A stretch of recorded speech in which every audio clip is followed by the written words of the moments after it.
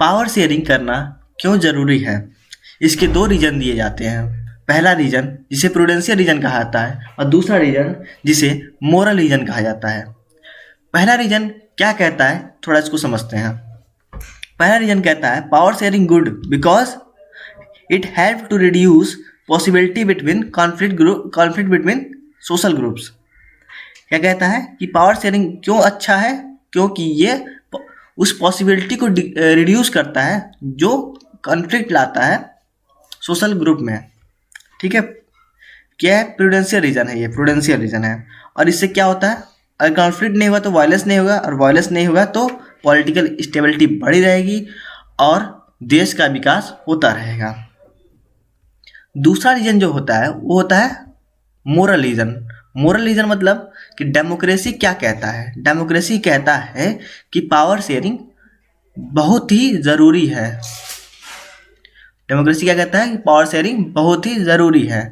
बोलते हैं कि power sharing is a spirit of democracy, मतलब पावर शेयरिंग डेमोक्रेसी की आत्मा है। क्या है? आत्मा। अगर पावर शेयरिंग नहीं है मतलब डेमोक्रेसी नहीं है। क्यों?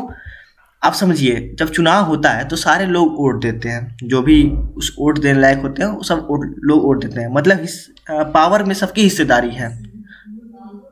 मेरा भी वोट एक ही दिलाएगा, आपका भी एक ही गिनाएगा, मतलब हिस्सेदारी सबकी है।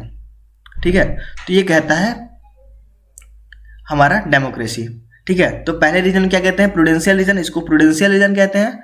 और दूसरे रीजन क्या कहते हैं? मोरल। ठीक है, पहले रीजन को प्रूडेंशियल रीजन, दूसरे को मोरल रीजन। ठीक है, इस बात को अच्छे से आप गांठ बांध लें।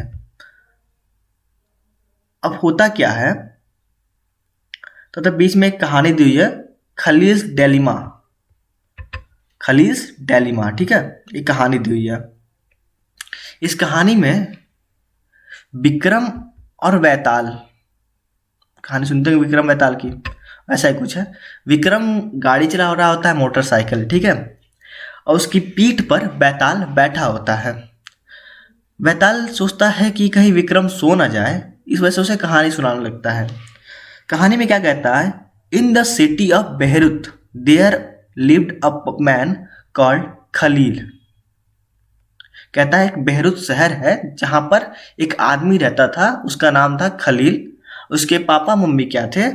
डिफरेंट कम्युनिटी के थे। डिफरेंट कम्युनिटी मतलब डिफरेंट धर्म या different religions. His father is Orthodox Christian. उसके फादर क्या थे? ऑर्थोडॉक्स क्रिश्चियन थे, बल्कि उनकी मम्मी जो थी वो सुन्नी मुस्लिम थी। This was not so common, so uncommon in the modern. मतलब ये बहुत ही कॉमन था, ठीक है, उतना कॉमन नहीं था लेकिन कॉमन था। लोग इसे मानते थे, सारे लोग साथ में रहते थे, सारे रीजन के लोग साथ में रहकर त्यौहार मनाए थे, अच्छे से मनाते थे। पर जब सिविल वॉर होता था तो वही लोग आपस में लड़ते भी थे। ऐसे ही एक लड़ाई में खलील के जो अंकल थे वो मारे गए थे। ठीक है, और सिविल वॉर जब खत्म हुआ तो वहाँ के जो लीडर्स थे उन्होंने क्या किया, एक सम बेसिक रूल पर पावर शेयरिंग के हस्ताक्षर किया कि कहा क्या, जो प्रेसिडेंट होगा वो किसका होगा? प्रेसिडेंट कैथोलिक क्रिश्चियन होगा। प्रेसिडेंट क्या होगा? कैथोलिक क्रिश्चियन होगा। और प्राइम मिनिस्टर कौन होगा? याद रखिएगा, प्राइम मिनिस्टर कौन होगा? सुन्नी मुस्लिम कम्युनिटी से होगा। प्राइम मिनिस्टर किससे होगा? सुन्नी मुस्लिम कम्युनिटी से। और डिप्टी प्राइम मिनिस्टर कौन होगा? वो किस कम्युनिटी से आना चाहिए? ऑर्थोडॉक्स क्रिश्चियन से आना चाहिए। ठीक है, इस तरीके से पावर शेयर किया गया कि किसी को बुरा ना लगे। और जो स्पीकर होगा वो शिया मुस्लिम से। ठीक है, इससे एक बात फिक्स हो गई थी उस देश की कि अब जो क्रिश्चियन है वो फ्रेंच के पास नहीं जाएंगे अपने मदद मांगने या अपने बोलेंगे प्रोटेक्शन के लिए, या फ्रेंच उसको वो नहीं कर सकता, फुसला नहीं सकता कि भाई मैं तुम्हें ये करूँगा वो करूँगा, आ जाओ मेरे साथ। और मुस्लिम भी अब क्या कहते हैं, अपने पड़ोसी देश सीरिया नहीं जाएंगे, पड़ोसी देश सीरिया की तरफ नहीं झुकेंगे, क्योंकि इनको मिल गया है कि हमारे यहाँ पे तो हमारी जो प्राइम मिनिस्टर हैं वो तो हमारी कम्युनिटी से आ रही हैं। ठीक है, जिस समय यह एग्रीमेंट हुआ, मतलब जिस समय ये एग्रीमेंट पे हस्ताक्षर हुए हैं, उस समय क्रिश्चियन और मुस्लिम की जो संख्या थी वो बराबर थी। क्या थी? बराबर थी। इतना बात आप लोग याद रखिएगा।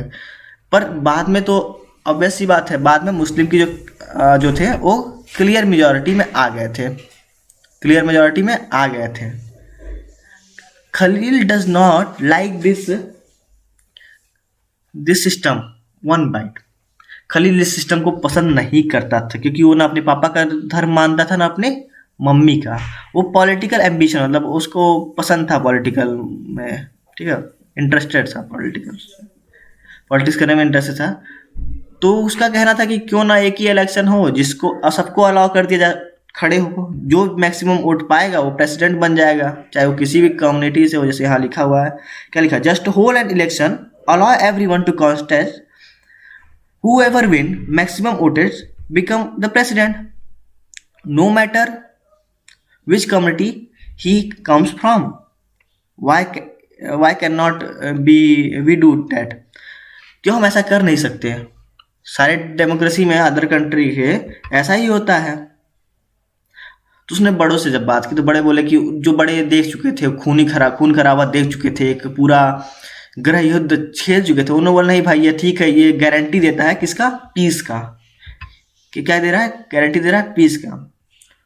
अभी स्टोरी खत्म नहीं हुई थी, the story was not finished, but क्या हुआ, टीवी टावर आ गया जहां पर उन्हें रुकना था, हर दिन की तरह वहां पर रुकना था विक्रम और बैताल को, ठीक है। कहानी अभी खत्म नहीं हुई थी, तो सोचता बैताल जल्दी से कहानी को खत्म किया। तो उसने क्या किया, क्वेश्चन आस्क किया विक्रम से, बोला कि अगर लेबानम का, अगर आपको पावर रीराइट करना होता, कॉन्स्टिट्यूशन में कुछ लिखना होता, तो क्या आप खलील की बात को मानते या जो चल रहा है उसे ही चलने देते?